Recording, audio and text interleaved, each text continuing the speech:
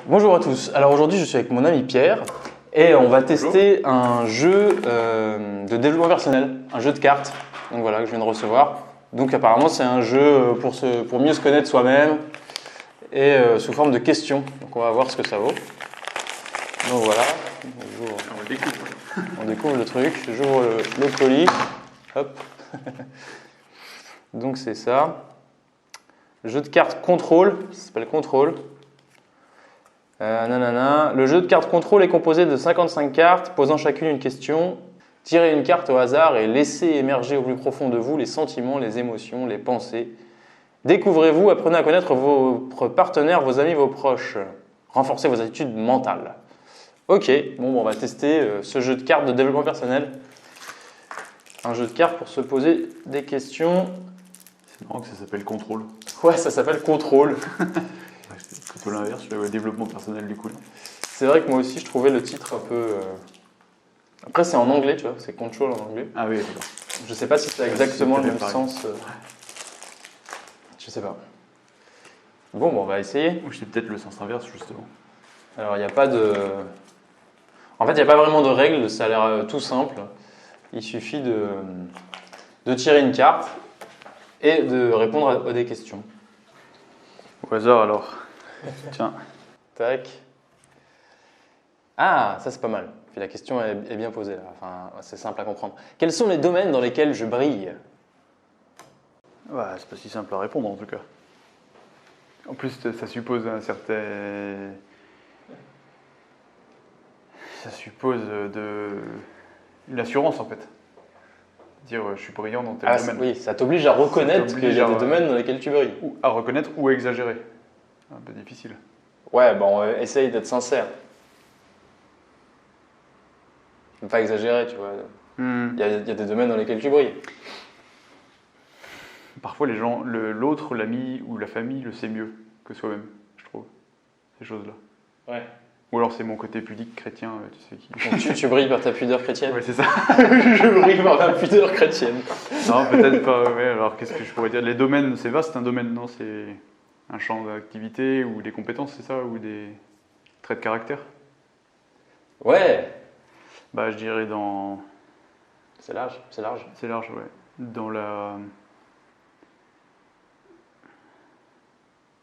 Mais en fait, ce qui me gêne, c'est le terme briller. Parce que du coup, il n'y a pas que la notion d'être bon ou de bien se débrouiller, il y a la notion d'être visible de façon brillante, tu vois. Ouais. C'est même pas d'être excellent, c'est d'être, en fait, de briller, tu vois. Ça veut dire d'un côté à la fois intéressant, mais prétentieux aussi, parce que... Bah, pas prétentieux, mais il y a la vision du monde extérieur, quoi. C'est ça. Ouais. C'est pas forcément prétentieux, hein. D'ailleurs, il y a des gens qui sont doués tout simplement dans des trucs. Hein. Ouais. Non, mais c'est le fait de le dire qui est pas simple, je trouve, du coup. Mais c'est intéressant, justement, ça révèle que pour toi, c'est pas simple de te mettre en brillance. Ou que je m'en méfie. Ou que tu t'en méfies, ouais. Parce que, Et du coup, c'est pas simple. Et du coup, c'est pas simple. Ouais, bah, je dirais peut-être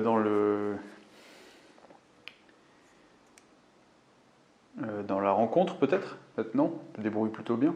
Donc, tu es doué pour créer la rencontre? Pour créer la rencontre. Ou en tout cas pour la... Mesdames, si vous voulez. Vous voulez rencontrer? Pour la... c'est ça. Oui, non, mais tu parles de la rencontre. Non, la rencontre en général, enfin, accueillir la discussion en fait. Donc, et laisser venir n'importe quel sujet à la limite, là oui. C'est libre de parler de tout. Et de toujours m'interroger sur ce que ça peut m'apprendre pour grandir. Ça, c'est quelque chose quand même qui m'est dit souvent. D'accord, donc tu brilles par ta capacité quelque part à apprendre des rencontres. Oui, peut-être. Dans tout ce qui est un peu... peut-être ultra pragmatisme, c'est-à-dire tout ce qui est la matière par exemple, j'aime bien tout ce qui est modélisme, ça je t'en ai pas trop montré, mais c'est quand même quelque chose qu'il faut que je cultive, c'est-à-dire en fait je peux voir les choses de façon très complexe, mais aussi de façon très simple, c'est l'entre-deux que je trouve plus difficile. D'accord. Donc par exemple je peux analyser vraiment des choses ultra complexes et les expliquer de façon assez simple, enfin, voir le fil conducteur. Ou alors au contraire, faire tout simplement à partir de n'importe quelle matière, du bois ou autre, monter une maison, une maquette, inventer quelque chose. Donc tu as un cerveau un peu d'architecte, quoi. Ouais, peut-être. Ouais. D'accord, intéressant. Et puis, si j'en ai une troisième, peut-être le fait de naturellement chercher, enfin quand il y a une ligne droite, naturellement chercher d'autres chemins. Ouais. Oui, ton côté à passer en biais, quoi. Ouais. Oui, qui est une forme d'intelligence, en fait, savoir être ingénieux, relationnellement, quoi. D'accord. Hop, je vais prendre celle-là. Alors, quel est mon objectif de vie? Ça, c'est un... Alors moi, clairement, si je réponds honnêtement, sincèrement,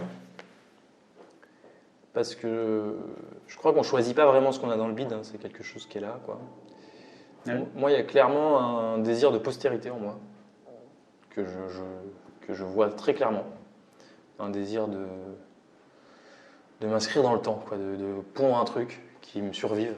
C'est assez important pour moi. Je pense que c'est d'ailleurs un syndrome, le fait d'être un peu déraciné avec ma mère adoptée, tout ça, mon histoire familiale, qui fait que j'ai un désir de créer un truc ultra pérenne, quoi.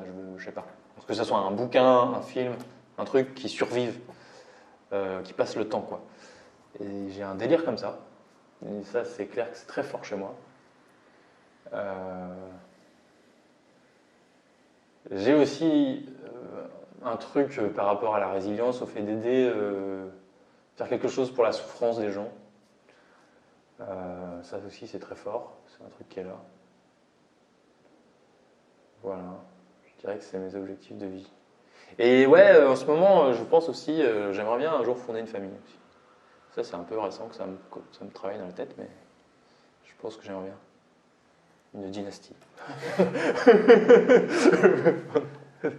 Toi. C'est étonnant ce que tu dis, parce que ça fait tout à fait sens avec ce que ce que je peux connaître de toi après avoir vécu ensemble. Ah ouais? Ah bah c'est cool alors, c'est cohérent tu trouves? Oui, c'est impressionnant à quel point, parce que du coup, moi, je vais dire aussi, mais c'est impressionnant à quel point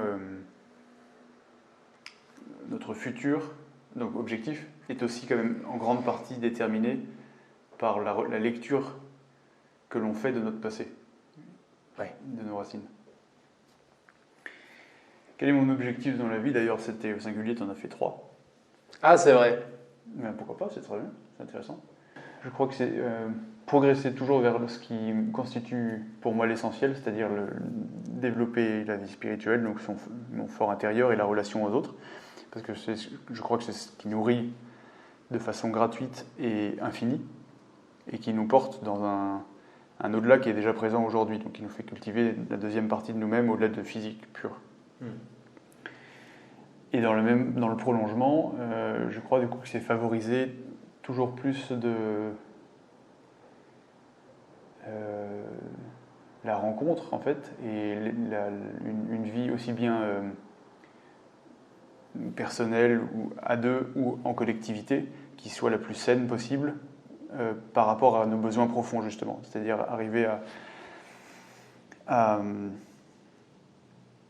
créer les conditions pour que chacun puisse s'épanouir selon ce qu'il habite en profondeur et pas qu'il puisse aller au-delà de ce qui paraît être confortable a priori, à savoir seulement une vie matérielle, qui est nécessaire, ou seulement un confort personnel ou finalement flatter son ego, qui en fait ne fait jamais de bien. Donc participer à créer les conditions pour que chacun puisse trouver un réel épanouissement par rapport à son être profond et donc par rapport aux autres, à la nature et aux autres personnes, quoi. Les conditions de l'essentiel, quoi. Ouais, c'est ça. Okay. Les conditions de l'essentiel. J'ai un peu un titre de chanson de Céline Dion. C'est pas mal, les conditions de l'essentiel. Les conditions de l'essentiel. C'est joli. Je note ça. Et du coup, troisième, ce serait créer les moyens aussi, donc les conditions, mais du coup mettre en place des moyens, construire, ce qui par exemple favorise le dialogue, la rencontre, la facilité de faire la part des choses, de prendre du recul, de découvrir, d'accepter de se remettre en cause, de lâcher prise, enfin tout ce qui fait qu'on arrive à plus de liberté réelle en fait. Un peu plus d'intelligence aussi. Et d'intelligence, tout simplement. En fait, c'est ça, développer sa conscience et son intelligence, en fait. Ça, c'est marrant que ce soit finalement ces 3 objectifs principaux. Oui, c'est rigolo ce qui sort. Non, mais c'est sympa, j'aime bien ce genre de truc. De toute façon, rien que le fait de se poser des questions un peu profondes, tout de suite, ça amène des énergies qui viennent de loin, des fois, qui arrivent. Et les conditions de l'essentiel, je vais le noter quand même. Les conditions de C'est limite l'essentiel. le titre d'une... Ça pourrait limite être le titre d'une entreprise en soi. Ah oui? Les conditions de l'essentiel. J'aurais bien Céline Dion chanter ça, je sais pas pourquoi. C'est le genre de truc qu'elle chanterait avec plaisir, je pense. Non, parce que c'est bien de parler de l'essentiel, mais si on ne met pas les conditions en place, ça ne peut pas marcher non plus. Oui, c'est sûr, oui, parce qu'en fait, l'essentiel n'apparaît pas tout seul. Mais je tire, mais c'est toi qui vas répondre en premier. Ah oui? Bah oui. Mais non. Là, c'est moi qui parle en premier. Oui, mais je parle tout le temps. Bon, d'accord, je commence. Quel conseil est-ce que je me serais donné au moi d'il y a 5 ans, 10 ans? Oh, moi, je sais. Bah, aujourd'hui, si je voyais le mois d'il y a 5 ans, alors le mois d'il y a 5 ans, j'ai 30 ans, il a 25 ans. Ah, le mois d'il y a 5 ans, il commençait à faire des trucs pas mal, je trouve. Le mois d'il y a 5 ans, il lâchait un peu la psycho pour aller plus vers le théâtre. Il avait une vie qui était quand même pas mal, qui était cool même. Je pense que ce que je lui aurais dit, c'est lâche tout et ne fais que du théâtre. Fais que ce qui te plaît. Si j'avais fait ça il y a 5 ans, bon, c'est pas grave, je l'ai fait à 29 ans finalement, mais si j'ai fait ça il y a 5 ans, c'est clair que je me serais épargné pas mal de trucs. Voilà. En fait, écoute pas ce que disent les gens disent n'importe quoi. Non mais c'est vrai, les gens disent complètement n'importe quoi. Les conditions de l'essentiel. Ouais, voilà, ne va que dans les conditions de l'essentiel. Donc fais du théâtre, fais ce qui compte pour toi. Et on s'en fout totalement de ce que pensent les autres. Faut avoir un diplôme, faut toutes ces conneries. C'est des conneries en fait. Tu vraiment ne fais que ce qui te plaît et ça va aller très vite et très bien pour toi. Donc voilà, ce que je dirais au moins d'il y a 5 ans. D'accord. Puis je dirais aussi fais du sport. Bouge-toi un peu plus le cul. Trouve une fille stable et dévouée plutôt que juste belle. C'était un peu l'erreur que j'avais tendance à faire. Donc va plutôt vers des filles. Parce que justement il y a 5 ans j'étais avec une fille assez dévouée et gentille que j'ai quittée pour trouver une plus jolie. Et c'était de la connerie de mec débile. Donc je lui dirais fais pas des trucs comme ça en fait. Fais des choix sur l'intelligence plutôt que sur le narcissisme. Bon, c'est un peu le conseil que je me donnerais tout le temps. Il y a 10 ans, pareil. Hein. Je crois qu'il y a 10 ans, je dirais... 10 ans, je passais mon bac. Tu vois, parce que j'ai passé mon bac tard, à 30 ans. À 20 ans À 20 ans, je lui dirais, fais pas d'études, va faire du théâtre à fond. Voilà. Et tu vas réussir bien mieux qu'en faisant des études. Donc, voilà. Et aussi... ouais, mise tout sur tes passions. En fait fais comme si la vie était facile. C'est-à-dire qu'en gros, la seule chose qui doit te guider, c'est vraiment le plaisir et l'aisance. Donc va dans ce qui te fait le plus plaisir et ce qui est le plus d'aisance pour toi. Tu vois, si on m'avait dit ça à 20 ans, tu vois. Et n'aie pas peur, en fait, de l'argent, de la retraite, des diplômes, de la société. En fait, tout ça, c'est vraiment des bullshit parce que la réalité, elle part de toi. Donc, en fait, on n'en a rien à branler de ce que la société peut faire ou dire. Vraiment, vis selon ton plaisir et ton aisance, et tout va s'ouvrir. Si j'avais compris ça à 20 ans, j'aurais rocké comme c'est pas permis de rocker. Donc, voilà. Ouais, n'aie pas peur.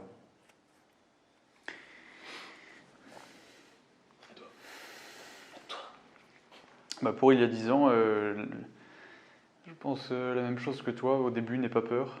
Et j'aime bien ta phrase, la réalité part de toi. Donc j'aurais peut-être allé davantage encore vers ce qui me correspondait. En même temps, j'avais besoin de passer par tout un tas de périples pour faire la part des choses sur mon passé et justement pouvoir maintenant, aujourd'hui, être libre et me construire. Donc ça, je suis content de l'avoir fait. Mais par contre, ouais, ne pas me stresser à non plus finir pour correspondre à des catégories, à des études, à des milieux, à des choses dont je savais qu'il fallait que, de toute façon que je m'en émancipe. Toi, t'as quand même été bien à fond quand même. T'as quand même, il y a 2 masters et tout. T'as quand même bien charbonné, t'as eu un des choses à me prouver en fait aussi. un gros parcours institutionnel, comme, enfin ça va quoi. Oui. Ouais. Mais j'avais aussi des choses à me prouver et puis une lourdeur d'un certain milieu qui mettait beaucoup l'accent sur les choses intellectuelles. J'en aurais fait moins, je pense, sinon. Si je m'étais écouté, juste moi. Parce que je me suis mis une pression énorme là-dessus aussi. Donc, c'était très... Non, mais c'est pour ça que de toute façon la vie est escalée, donc ça m'a appris des trucs aussi. Mais donc, si c'était à refaire, peut-être écoute encore plus ce qui te correspond vraiment. Et dégage-toi, par contre, bien davantage du candidaton et des concepts d'un milieu. Mais pour ça, il faut du recul. Bah oui, c'est sûr. Donc en même temps, voilà. Et... En fait, il faudrait faire un truc où, tu sais, les ados, ils vont rencontrer des vieux. Mais bon. Ouais, non, c'est vrai. Mais après, les ados ont tendance à pas écouter les vieux, c'est le principe de l'ado. Mais...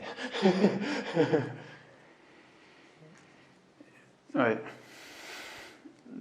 C'est une question étonnante parce que je sais pas si ça a beaucoup de... Enfin... Je sais pas si elle a un sens fou, tu vois... Elle est intéressante de se poser, mais surtout pour se rendre compte, je crois que ça n'a pas d'intérêt. Parce qu'en définitive, il se passe ce qui se passe. Comme tu dis, on est notre réalité. Et si on en est là, c'est aussi parce qu'on est passé par ce qu'on a fait. C'est sûr, oui, c'est vrai. Donc je sais même pas dans quel... En tout cas, c'est pas concret pour moi. Là, ça montre un peu nos remords, quelque part. Enfin, ça va mettre en... Je trouve que ça met en exergue quel conseil est-ce que je me serais donné. Ce qui peut être intéressant, c'est quel conseil je peux me donner pour aujourd'hui, surtout par rapport à ce que je constate de ce que j'ai fait. Ouais. Et après, c'est intéressant parce que ça pose la question de qu'est-ce que j'ai appris. Oui, c'est ça. Donc c'est intéressant pour ça. Donc plutôt dans ce sens-là, c'est ça. Ça met en relief ça, quelque part. Du coup, j'ai appris que c'était une bonne chose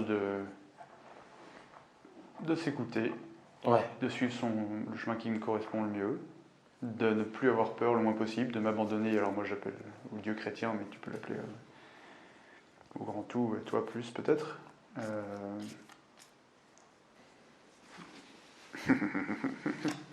Allez, il faut que ça soit plus... Arrête, je te tape. Quel jour je te tape.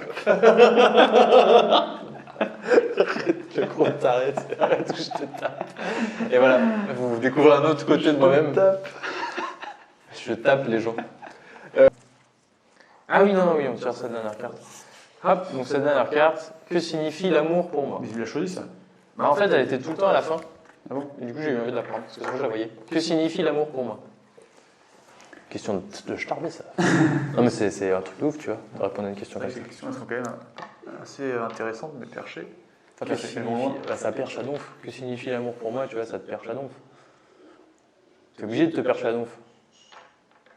Bah non, essayons de nous rattacher au sol, donc je trouve ça intéressant. Pour moi, l'amour, c'est... Dans la série, tu sais, du téléphone. Sur la plage, comme j'ai un pote, c'est ça. C'est une plage, l'amour, c'était avec Malika, le truc. Un string léopard. Un léopard. Il a mis un zèbre pour moi, c'était fini. L'amour est un zèbre nu. Ça va, tu t'en sors? Vas-y, tu veux que je réponde? Vas-y, tu veux que je réponde? On répond chacun notre tour? Vas-y. Tu réponds alors? Ouais. Bon, ça m'amène forcément sur un truc un peu beau, tu sais, qui donne un peu envie de chialer, tu vois. Enfin, forcément, tu vois, genre de question. Que signifie l'amour pour moi? Pour moi, il y a de l'amour quand tu te mêles de ce qui te regarde pas. Il y a de l'amour quand... L'amour, il y a quand même une forme d'ingérence, je trouve, dans l'amour. Dans le vrai amour. Quand tu aimes vraiment quelqu'un, tu vas prendre sur toi quelque part quelque chose qui te regarde pas, quoi. Tu vas foutre c'est comme le bon samaritain, tu sais, qui met le mec sur son dos, qui va lui payer son hôpital, qui le protège, qui risque un peu sa vie. Il vient se mêler de ce qui le regarde pas, en fait. Parce que d'un seul coup, ça le regarde, tu vois. Pour moi, il y a une idée un peu comme ça dans l'amour, de quelque chose un peu... Et puis tu sais, moi je viens d'une famille où il y a eu beaucoup sur l'adoption, tu vois, il y a eu beaucoup d'adoptions. Et puis moi-même, j'ai été un petit peu adopté, à plusieurs reprises d'ailleurs dans ma vie, j'ai été un peu adopté par des gens. Et pour moi, l'amour, c'est... quand tu viens te sentir responsable d'un autre, alors qu'en fait, elle ne te regarde pas. Tu vois, il y a une espèce de puissante ingérence comme ça. Tu vois, si tu regardes le SDF dans la rue comme si c'était ton fils, tu l'aimes. Et tu vas te mêler de s'il ne te regarde pas. Pour moi, il y a un côté un peu comme ça. D'accord. Pour moi, il y a une forme de connexion gratuite et universelle sur justement peut-être ce qui fait notre essentiel et qui n'a pas de prix et qui du coup appelle au don et à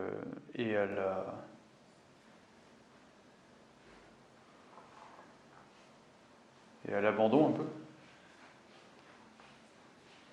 Donc pour toi, il y a quelque chose de l'ordre de l'universel dans l'amour. Oui. Quelque chose dont on a tous fondamentalement besoin, enfin semble-t-il, l'homme a fondamentalement besoin. Parce que c'est ce qui le drive, entre guillemets, pour n'importe quoi. Pour n'importe quelle de ses actions est soit liée à une volonté d'aimer, soit à une blessure d'amour. Et il me semble que c'est un des leviers d'action et de vie, tout simplement.